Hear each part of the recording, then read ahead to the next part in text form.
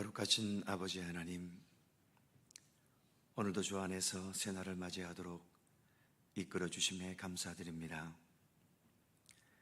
농부가 씨를 뿌리지만 결국 그 모든 것을 자라게 하시는 것은 우리 하나님이신 것처럼 우리가 나름대로 세상을 열심히 살아가도 우리의 삶을 주관하고 이끄시는 분은 오직 우리 하나님 한 분뿐이심을 고백합니다.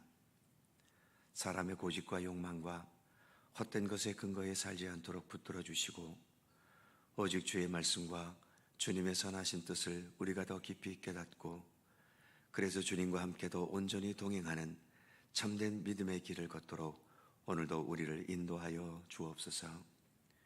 오늘도 세상에 살지만 하나님의 사람으로 살기 원하여 하루 첫 시간 주님 앞에 이렇게 겸손히 머리 숙여 싸우니 오늘도 생명의 말씀으로 함께 하시고 주 성령께서 우리들의 모든 삶 가운데 친히 동행하셔서 주님의 선하신 뜻대로 우리의 삶을 주관하시고 이끌어 주시옵소서.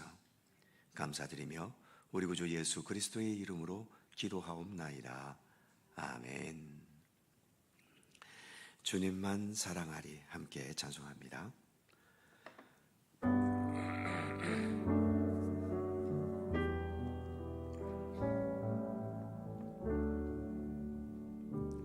주님만 사랑하리.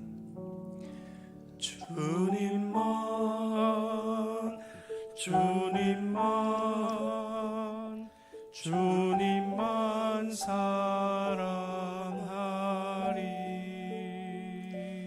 나의 왕 나의 주님을 더욱 알기 원해. 나 주님께 오직 주께 경배하네.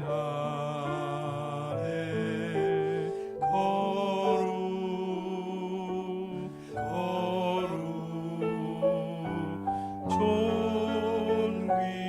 존귀하신 주 사랑합니다.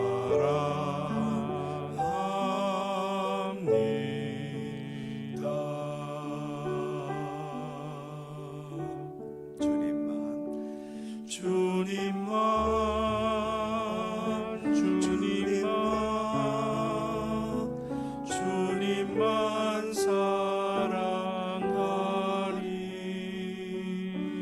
나의 왕 나의 주님을 더욱 알기 원해. 나 주님께 오직 주께 경배하네. 거룩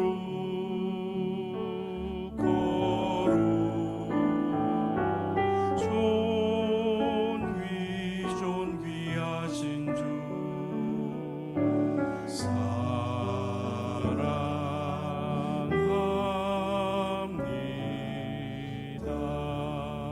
한 번 더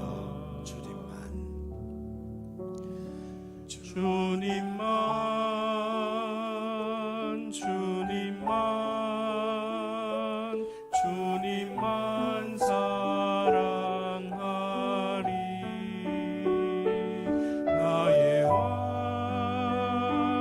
나의 주님을 더욱 알기 원해. 나 주님께 오직 주께 경배하네. 거룩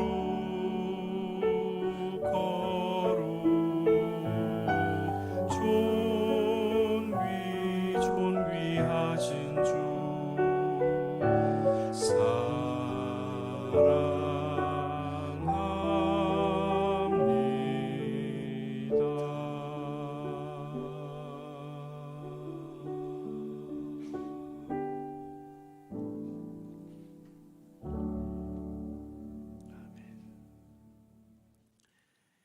잠언 26장 6절입니다.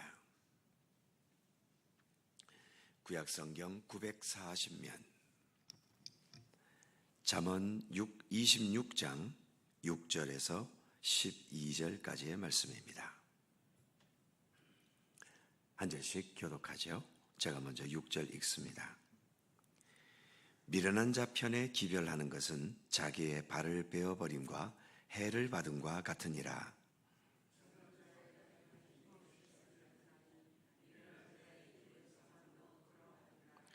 미련한 자에게 영예를 주는 것은 돌을 물매에 매는 것과 같으니라.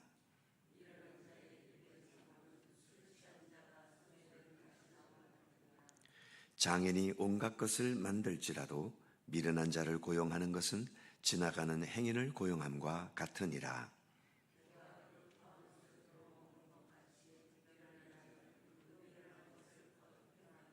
다 같이 네가 스스로 지혜롭게 여기는 자를 보느냐? 그보다 미련한 자에게 오히려 희망이 있느니라. 아멘.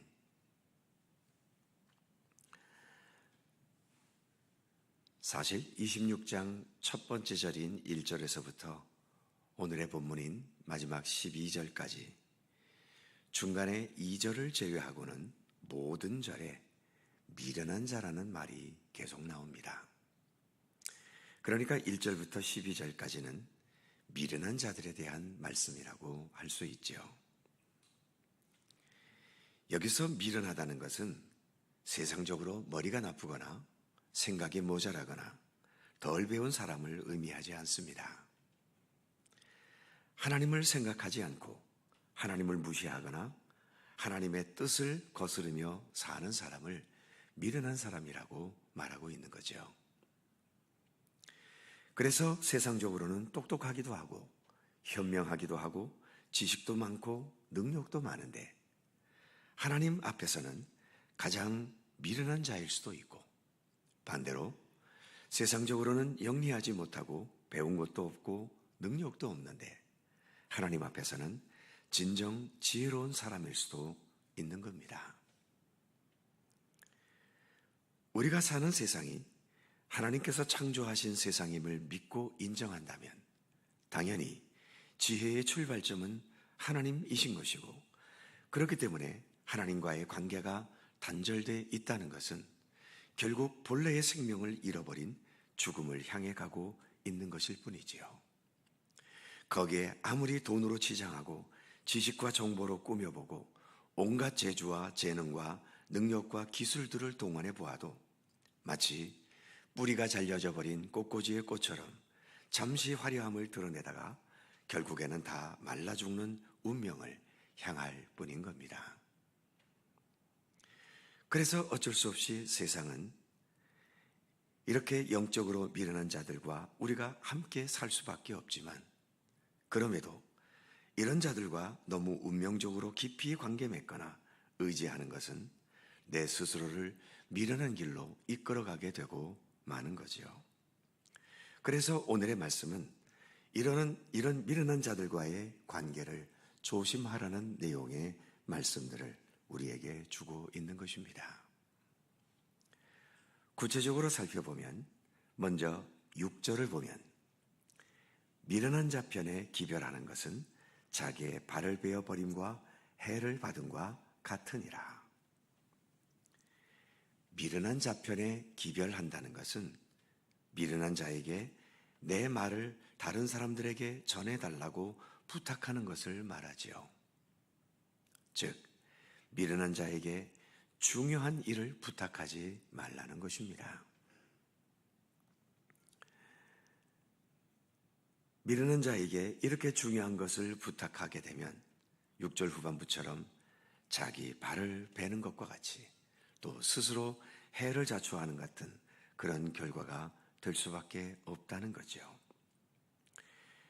이어지는 7절을 보면 저는 자의 다리는 힘없이 달렸나니 미련한 자의 입의 잠언도 그러하니라.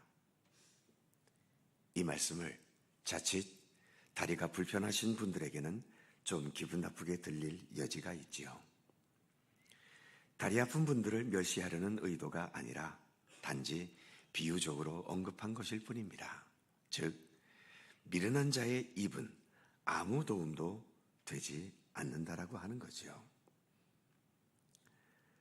이어지는 8절에도 보면 미련한 자에게 영예를 주는 것은 돌을 물매에 매는 것 같으니라. 앞부분 1절에서도 미련한 자에게는 영예가 적당하지 아니하다라고 말씀했었지요. 물매라는 말이 나오는데 다윗이 골리앗을 죽였던 것이 물맷돌 아닙니까? 이처럼 미련한 자에게 영예가 주어지면 마치 물맷돌처럼 다른 사람에게 치명상을 줄 수도 있는 그런 위험이 있다는 것입니다. 또 이어지는 구절을 보면 미련한 자의 입의 잠언은 술 취한 자가 손에 든 가시나무 같으니라.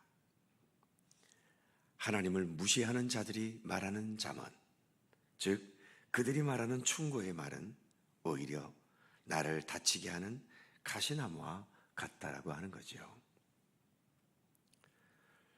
또 이어지는 10절을 보면 장인이 온갖 것을 만들지라도 미련한 자를 고용하는 것은 지나가는 행인을 고용함과 같으니라. 이처럼 미련한 자는 아예 처음 봐서 전혀 모르는 행인과 다를 바 없다는 겁니다. 그만큼 하나님을 무시하는 미련한 자는 나에게 필요치 않다는 거죠. 그 다음 11절을 보면 개가 그 토한 것을 도로 먹는 것 같이 미련한 자는 그 미련한 것을 거듭 행하느니라. 개는 개의 욕심의 안목에서만 보니까 자기가 토해버린 것도 여전히 내 음식으로 보이는 겁니다. 미련한 자의 안목이 이와 같다는 거죠. 하나님을 무시해버리니까 결국은 사람의 안목에 갇혀있고, 그래서 하나님 보시기에 죄악되고 헛된 것임에도 불구하고 자기에게는 좋게 보이니까 토한 것 같은 죄악된 것을 다시 또 가져가게 되는 것이죠. 그 다음 12절 말씀을 보면 네가 스스로 지혜롭게 여기는 자를 보느냐? 그보다 미련한 자에게 오히려 희망이 있느니라.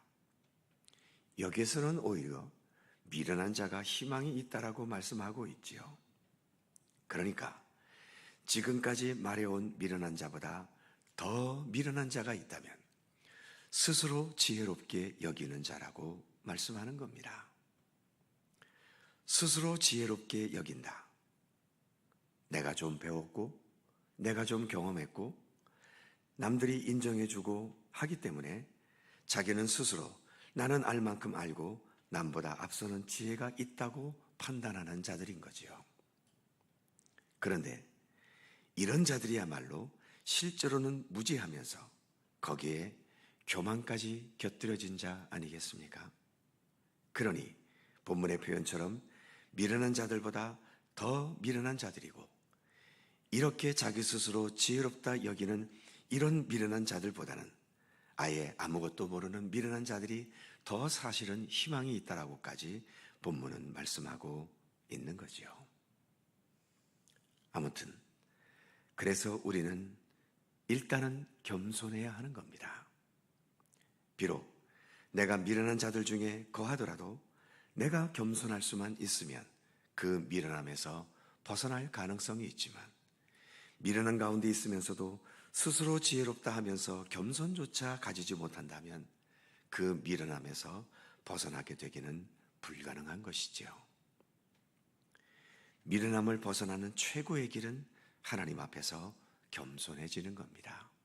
아니, 우리가 진정한 믿음의 길을 바르고 참되게 걸어갈 수 있는 그 바탕도 하나님 앞에서 진실하게 겸손할 수 있는 것, 이런 겸손의 도리가 우리를 믿음의 사람답게 서게 하고 우리가 가고 있는 이 믿음의 길을 더 견고하고 굳건하게 걸어가게 할 수 있는 것입니다.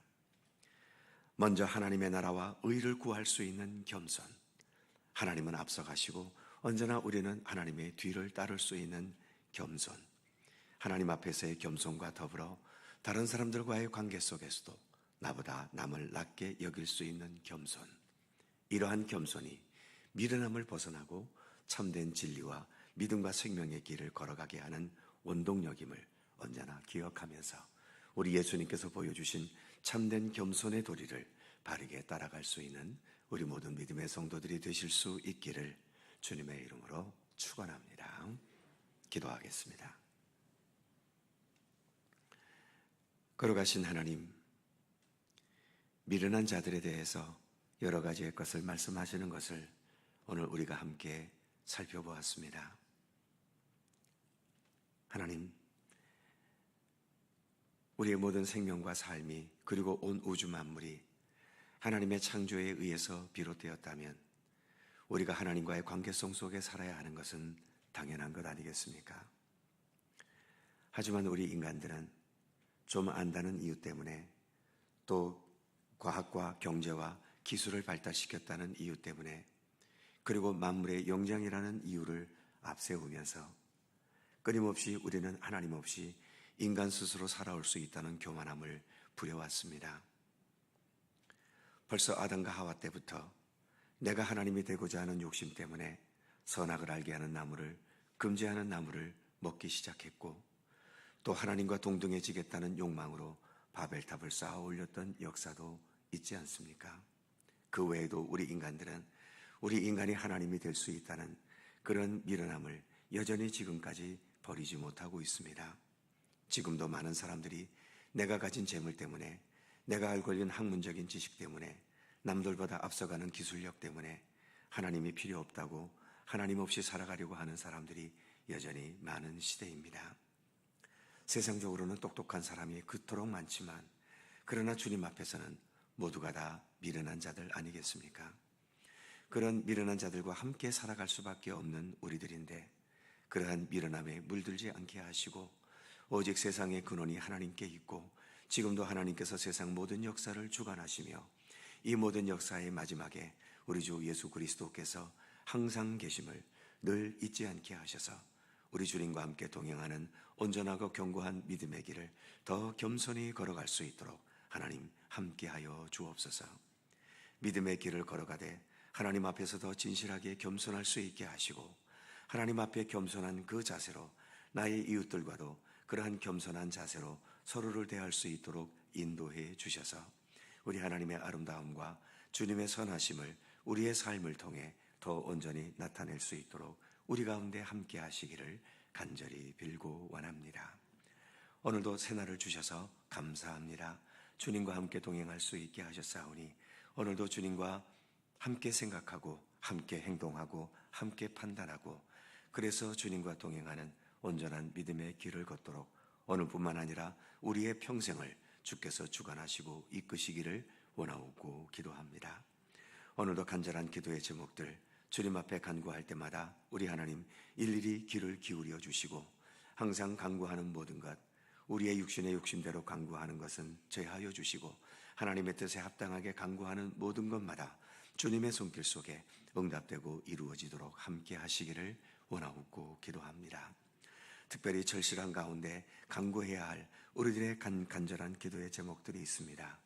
육체의 질고와 또 마음의 아픔과 지금 눈앞에 닥친 시급한 여러 가지의 상황들 주님께 간구할 때마다 우리 주님 함께하여 주시고 그 모든 것 가운데서 능히 해결되고 극복되고 이겨내고 치유될 수 있도록 역사하시기를 원하옵고 기도합니다. 우리들뿐만 아니라 이 땅의 모든 백성들 지금도 여전히 전쟁의 공포 속에서 그리고 분열과 다툼과 분쟁 속에서 그리고 경제적인 억압과 정치적인 억압 속에서 신음하는 수많은 백성들 그리고 여기저기서 터지는 자연재해 속에서 삶의 위기와 어려움을 겪는 이 땅의 많은 백성들 하나님 기억하여 주옵소서. 저들의 눈물을 기억하시고 저들의 두려움과 걱정을 기억하여 주시고 주님의 위로와 평강과 이 땅에 온전히 주님의 평화가 임하게 되어지는 역사로 함께 하시기를 원하옵고 기도합니다. 오늘 하루도 주님과 함께하는 귀한 한 날이 되기를 원하옵고 우리 구주 예수 그리스도의 거룩하신 이름으로 기도하옵나이다. 아멘. 하늘에 계신 우리 아버지, 아버지의 이름을 거룩하게 하시며 아버지의 나라가 오게 하시며 아버지의 뜻이 하늘에서와 같이 땅에서도 이루어지게 하소서. 오늘 우리에게 일용할 양식을 주시고 우리가 우리에게 잘못한 사람을 용서하여 준 것 같이 우리 죄를 용서하여 주시고 우리를 시험에 빠지지 않게 하시고 악에서 구하소서. 나라와 권능과 영광이 영원히 아버지의 것입니다. 아멘. 고 김광준 집사님 장례 예배 잠시 후 오전 9시에 동해 장례식장에서 있게 되겠습니다. 슬픈 당한 가정을 위로해 주시고 장례식에도 함께 해 주시기 바랍니다. 각자 기도하시고 자유롭게 돌아가시겠습니다.